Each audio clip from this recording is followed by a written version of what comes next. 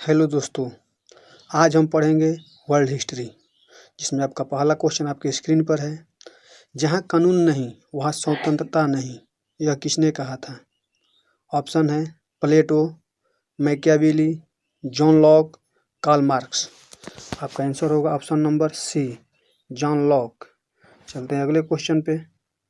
सुधार आंदोलन क्या है? विवेचनात्मक ज्ञान का पुनर्वर्तन, पोप के प्रभुत्व के खिलाफ विद्रोह, परम राजसी का उदय, मनुष्य के आचार व्यवहार में परिवर्तन। तो आपका आंसर होगा ऑप्शन नंबर बी, पोप के प्रभुत्व के खिलाफ विद्रोह। चलते हैं अगले क्वेश्चन पर। लोकतांत्रिक समाजवाद की विधियां हैं। ऑप्शन है क्रांति, आम हड़ताल, तोड़फोड़, समझना और प्रचार। तो आपका आंसर होगा ऑप्शन नंबर डी, समझना और प्रचार करना। चलते हैं अगले क्वेश्चन पर। 1850 के दौरान ब्रिटेन डैश कहलाने लगा। ऑप्शन है छोटा महाद्वीप, दुनिया का कारखाना, मजदूरों का राजा, फैक्ट्री का मालिक।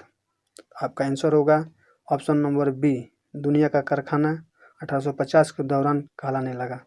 चलते हैं अगले क्वेश्चन पर। उससे पहले दोस्तों, आप हमारे चैनल पर पहली बार हैं तो हमारे चैनल को सब्सक्राइब करें और आप बेल आइकन का ऑन कर लें और हमारे वीडियो का शेयर करें। चलते हैं अगले क्वेश्चन पर। रूस के पॉपुलिस्ट आंदोलन अराजकतावाद के सह-संस्थापक सदस्य कौन था? ऑप्शन है Mikhail Bakunin, Gorky, Leo Tolstoy, Turgenev. तो आपका आंसर होगा option number A, Mikhail Bakunin. चलते हैं अगले क्वेश्चन पर। चीन के ग्रेट वॉल का निर्माण किसने कराया था?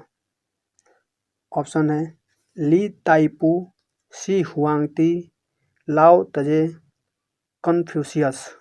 तो आपका आंसर होगा ऑप्शन नंबर बी, सी हुआंगती। चलते हैं अगले क्वेश्चन पर। मार्को पोलो किस लिए विख्यात है? आपका ऑप्शन है ग्रीनलैंड के खोज के लिए, चीन, भारत और एशिया की यात्रा करने के लिए, गुड होप केप का चक्कर लगाने के लिए, कनाडा की खोज करने के लिए। तो मार्को पोलो एक यात्री था, चीन, भारत और एशिया की यात्रा करने के लिए आया था। तो आपका आंसर होगा ऑप्शन नंबर बी। चलते हैं अगले क्वेश्चन पर। 19वीं शताब्दी के अंत में कौन सा देश सबसे बड़ी उपनिवेशिक शक्ति के रूप में उभरा? ऑप्शन है फ्रांस, स्पेन, ब्रिटेन, जर्मनी। तो 19वीं शताब्दी के अंत में सबसे बड़ी उपनिवेशिक शक्ति ब्रिटेन था। Option number C. चलते हैं अगले क्वेश्चन पर। निम्नलिखित में से किस लड़ाई में नेपोलियन फ्रांस की अंतिम हार हुई? किस लड़ाई में नेपोलियन फ्रांस की अंतिम हार हुई? तो आपका ऑप्शन होगा ट्रफलगर की लड़ाई, वाग्राम की लड़ाई, पिरामिड की लड़ाई, ऑस्टरलिटज की लड़ाई। तो ऑप्शन के हिसाब से आपका आंसर होगा ऑप्शन नंबर ए। चलते हैं अगले क्वेश्चन पर। निम्न में से कौन सा व्यक्ति इटली के एकीकरण से संबंधित नहीं था? तो आपका ऑप्शन है केबूर, गिरिबाल्डी, मुसोलिनी, मैजिनी। तो आपका आंसर होगा ऑप्शन नंबर सी, इटली के एकीकरण से मुसोलिनी संबंधित नहीं था। चलते हैं अगले क्वेश्चन पर। द्वितीय विश्व युद्ध के दौरान जापान के किन शहरों में परमाणु बम गिराए गए? आप सबको पता होगा। ऑप्शन नंबर, आपका आंसर होगा ऑप्शन नंबर डी। चलते हैं अगले क्वेश्चन पर। निम्न में से किसके पतन से फ्रेंच क्रांति का आरंभ हुआ? आपका ऑप्शन है Bastille, कम्यूनज, Jacobin club, Pilani touch.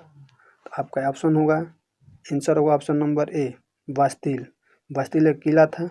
चलते हैं अगले क्वेश्चन पर। शीत युद्ध का अभिप्राय क्या है? शीत युद्ध का अभिप्राय क्या है?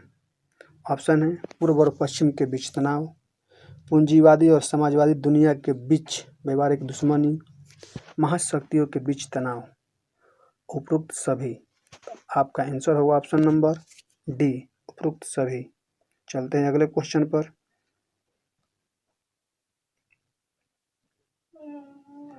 बोस्टन चाय पार्टी की घटना का संबंध किससे है? बोस्टन चाय पार्टी की घटना का संबंध किससे है? तो आपका ऑप्शन है द्वितीय विश्व युद्ध में अमेरिका का शामिल होना, फ्रांसीसी क्रांति, अमेरिकी सिविल वार, अमेरिकी स्वतंत्रता युद्ध। तो बोस्टन की चाय पार्टी 1773 में हुई थी। तो यह अमेरिका के स्वतंत्रता से संबंधित है। तो आपका आंसर होगा ऑप्शन नंबर डी। चलते हैं अगले क्वेश्चन पर। क्रीमियम युद्ध का समापन किस प्रकार हुआ? का ऑप्शन है ट्रियानोन का समझौता, वर्साय समझौता, पेरिस समझौता, सेंट जर्मेन समझौता। तो आपका ऑप्शन होगा, आंसर होगा ऑप्शन नंबर सी, पेरिस का समझौता। 1854-56 में क्रीमियम युद्ध किनके बीच लड़ा गया? 1856 में क्रीमियम युद्ध किसके बीच लड़ा गया था? ऑप्शन है रूस और तुर्की, यूएसए और इंग्लैंड, रूस और जापान, इंग्लैंड और फ्रांस। आपका आंसर होगा ऑप्शन नंबर ए, रूस और तुर्की के बीच में क्रीमियम युद्ध लड़ा गया था। चलते हैं अगले क्वेश्चन पर। प्रथम विश्व युद्ध में जापान किसकी ओर से लड़ा था? ऑप्शन है किसी की ओर से नहीं, वो तटस्थ था। यूनाइटेड किंगडम के खिलाफ जर्मनी के साथ, अपनी ओर से रूस के खिलाफ, जर्मनी के खिलाफ यूनाइटेड किंगडम के साथ। तो आपका आंसर होगा ऑप्शन नंबर डी। अगर क्वेश्चन द्वितीय विश्व युद्ध होता तो उसमें आपका आंसर ऑप्शन नंबर बी होता, यूनाइटेड किंगडम के खिलाफ जर्मनी के साथ। चलते अगले क्वेश्चन पर। किस संधि से प्रथम विश्व युद्ध समाप्त हुआ? किस संधि से प्रथम विश्व युद्ध समाप्त हुआ? आपका ऑप्शन है ताशकंद के संधि, वर्सेल्स के संधि, तिलसिट के संधि, बर्लिन के संधि। तो आपका आंसर होगा ऑप्शन नंबर बी, वर्सेल के संधि। चलते हैं अगले क्वेश्चन पर। राज सिंहासन पर बैठने वाला सबसे अधिक आयु का ब्रिटिश राजा या रानी कौन है? आपका ऑप्शन है क्वीन विक्टोरिया, क्वीन एलिजाबेथ द्वितीय, क्वीन मेरी ट्यूडर, डी क्वीन एनी। तो आपका आंसर होगा ऑप्शन नंबर सी, क्वीन मेरी ड्यूरी। 37 वर्ष 5 महीने की थी। क्वीन एनी 37 वर्ष 1 महीने की थी और ये सब छोटे थे। चलते हैं अगले क्वेश्चन पर। मेन कॉम्फ के लेखक कौन है? मेन कॉम्फ मतलब मेरा संघर्ष के लेखक कौन है? ऑप्शन है हिटलर, मुसोलिनी, बिस्मार्क, मैजनी। आपका आंसर होगा ऑप्शन नंबर ए, हिटलर। चलते हैं अगले क्वेश्चन पर। दूसरे विश्व युद्ध के दौरान निम्न में से कौन सा देश उन 3 धुरी शक्तियों में से एक नहीं था जिन्होंने मित्र राष्ट्र शक्तियों के विरुद्ध युद्ध किया था? आपका ऑप्शन है जर्मनी, इटली, चीन, जापान। तो आपका आंसर होगा ऑप्शन नंबर सी। चलते हैं अगले क्वेश्चन पर। यूनाइटेड नेशंस शब्द किसने गढ़ा था? यूनाइटेड नेशन शब्द किसने गढ़ा था? ऑप्शन है लेनिन, चर्चिल, स्टालिन, रूजवेल्ट। तो आपका आंसर होगा ऑप्शन नंबर डी, रूजवेल्ट। चलते हैं अगले क्वेश्चन पर। अगला क्वेश्चन खत्म हो चुका है दोस्तों।